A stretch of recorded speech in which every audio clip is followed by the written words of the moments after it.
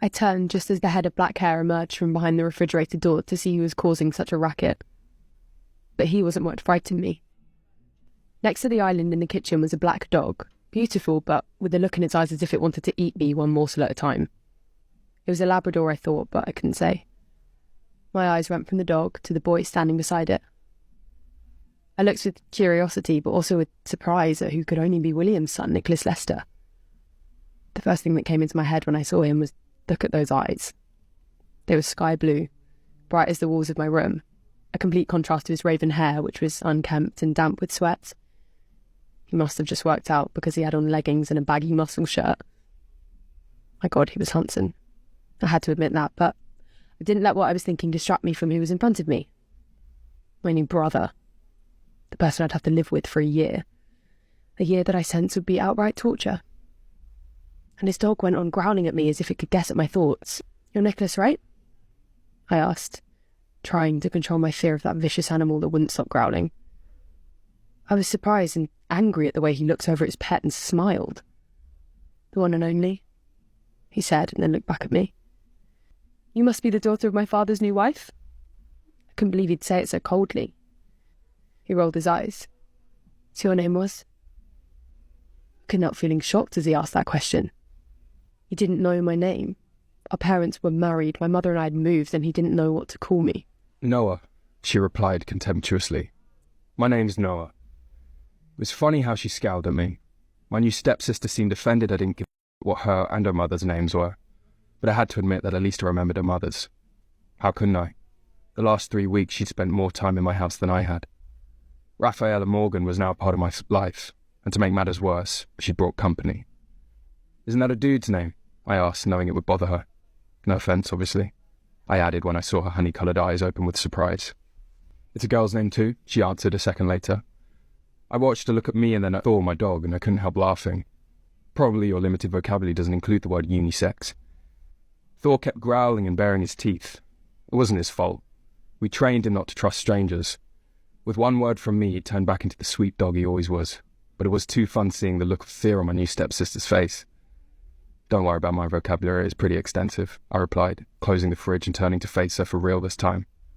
"There's one word I know that my dog loves. Starts with an A, then 2 T's, then A-C-K. She looked scared and I couldn't help but laugh. Still, I couldn't take my eyes off her hair.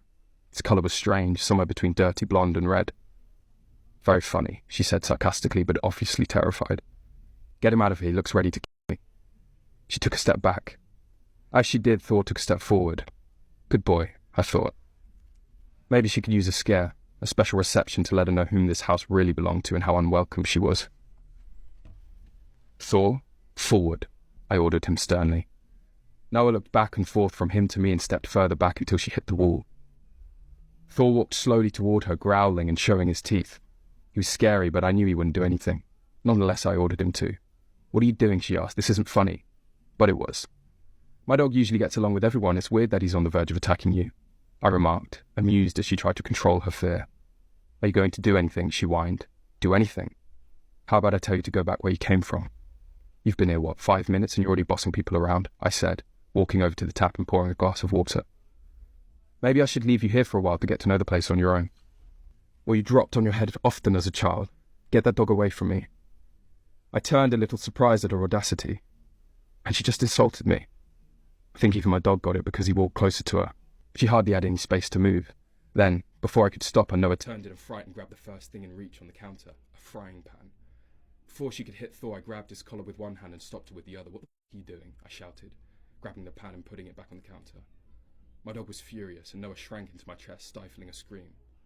I was surprised she turned to me for protection when I was the one threatening her. "Thor, sit." He relaxed, sat down and started wagging his tail cheerfully. I looked down at Noah, who was clutching my t-shirt with both hands. I smiled, but then she seemed to realise what was happening. She raised her hands and shoved me away. "You an idiot or what? First, this better be the last time you try to attack my dog. Second," as I looked at her, I noticed the freckles on her nose and cheeks. "Don't ever insult me again or we're going to have problems." Her expression was strange. Her eyes were glued to my face, but then they moved down to my chest, incapable of holding my stare. I stepped back. My breathing had sped up, but I had no idea why. I'd had enough of her for one day, and I'd only known her for 5 minutes. It would be best if we got along, little sister, I said, turning my back and grabbing my sandwich off the counter and heading for the door. Don't call me that, I'm not your sister, not even close, she replied. She said it with so much hate, so much sincerity that I stopped to look at her again. Her eyes were shining with determination, and I knew she was no happier than I was about our parents being together. Okay, here we go, we're going to go watch the film. For the first time ever. What the hell? Where do we sit? Oh, I don't know. I feel like we have to just go through every seat. Play the film! Play the Someone, film. we're on the track! It's so good. This is just absolute typical Matt and Asha. Me sat here and Matt like pacing. Me sat here crying. Lost for Why words. am I shaking? We're in a movie. And crying. We just sat in a cinema and watched ourselves. And we loved it! And we loved it. What the actual hell? We made And then a her song movie. is at the end of it.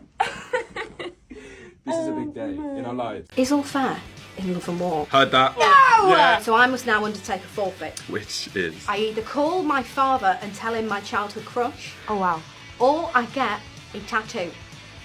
So I'm going to go for the tattoo. Yeah, go for the tattoo. I thought we got the choice then. That's like, call your dad. Get Call your him dad, on call the your dad, call. call him now. Oh, wait, we're doing it now? Yeah. Oh, Do you want me to do it? How do I do it? no, you Half a haven't. minute crisp packet. Matt, you're failing miserably. No! Now I'm doing it now, Matt. Oh, Yes. oh, she's done it. Oh, Yes. Thank you. Beautiful. We love it. You know what? Stunning. Stunning. Asha, Matt, you are here today at the BAFTA Awards 2025. What do you want to say to all of your amazing cultural fans that are out there right now streaming My Fault London on Prime Video? We love you. We love you. Thank you for all your love and support. Thank you for accepting us into your family. Yeah, it's so surreal. We're so proud of the film, so we're so happy that you guys love it. Yeah. Keep. Tell everyone. Love you. Love you. Romantic or ick? Let's go. I think it's a bit of an ick. Romantic. Yeah. Oh, ick. I can go ick. Unless it's Halloween, then maybe I'll let it off, but no. When grown men speak as children, it makes one want to vomit. I don't know, I think it's kind of romantic, man. Ick. Ick. Baby voices are good. Ick. Yeah. Ick. Huge ick. Biggest ick. No, not surprise proposals and not Christmas proposals. That can be cute in a kind of Richard Courtesy kind of way. I'm gonna have to say ick. That's quite intense. Terrible. That's the worst one so far. Massive ick. Massive ick. You can't do that in front of the family. Nobody wants it. Oh no, not at my family events. No, not around my dad. Yeah, that's an ick from me as well, I think, personally. I feel like that's funny if it's ironic and a bit sarcastic. Yeah, I was about to say that's okay, but after a few weeks, that's a bit intense. Yeah, that's nice. I like that. That's cute, like in Frozen. Icky. Sorry. A lot of things are icky. That's so cute. I love that. Slightly icky, yeah, that's a bit icky. That's a step too far. Oh, romantic. Sorry, tree. Every text you send gets leaked, or every photo in your camera roll. I'm going to confidently say photos. Yeah, photo. Really? Yeah. Really? Yeah. All right. American summer or English winter? English winter. Are you more likely to win Drag Race or a Drag Race? Matthew Broome would be incredible on Drag Race. Oh, my heel. Really? Yes, your heel walk. Moving with a stranger who calls tea supper. I don't even call tea tea, I call dinner. Because tea is. If forbidden love tastes sweet, what does it smell like? Don't whisper that to me. If the mansion from My Fault London could talk, which celebrity would voice it? Alan Carr. I was going to say Sue Perkins or Alan Carr. Great, wonderful. All right. Decided then. Yeah, that's the end.